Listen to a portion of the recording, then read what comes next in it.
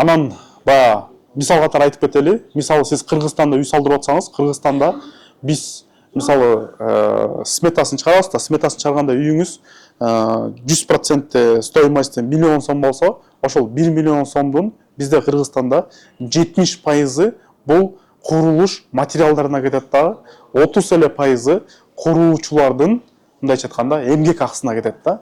Анан бирок ошол 30 эле пайызы куруучу балдардын эмгек акысына кетсе дагы, бизде көп учурда ошол куруучулардан үнөмдөгөнгө, куруучулардын устанын акысынан үнөмдөгөнгө аракет кылган учурлар көп болот.